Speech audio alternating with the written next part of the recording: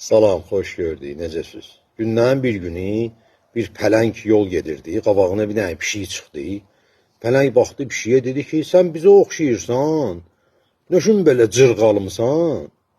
Pişik də dedi ki, məni insanlar bu hala salıblar. Bu gördüyünüz el arasında paltar sabunu deyilən bir sabundur, təsərrüfat sabunu, 72%lik. Bu da yarım kərpicdir. Qabaq bu sabun bu boyda olurdu. İndi bunu gördüğün hala salıblar, olub bax balaca. Neyse. Bu sabunun tərkibi 72% yağlı turşulardır, qələvidir, sonra sodadır.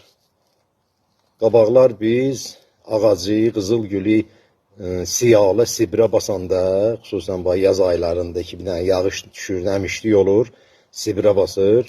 Suda qarışdırardığımını vurardıq o ağaclara, güllərə, təmizləyərdi. İndi düzdür, dərmanlar çoxdur, ancaq indi də hələ bundan istifadə edən var. Bu yuyucu paraşok var, bu paltar yuyulan paraşok var.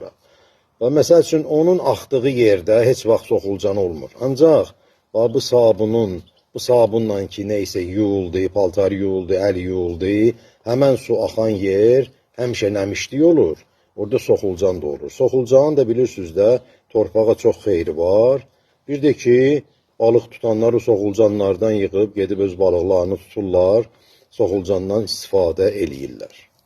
Bax, bu sabunun xeyri çoxdur. Hətta üzr istəyirəm bu sözümə görə, bu sabunla çimənlər var, saçlarını, başlarını yuvanlar var.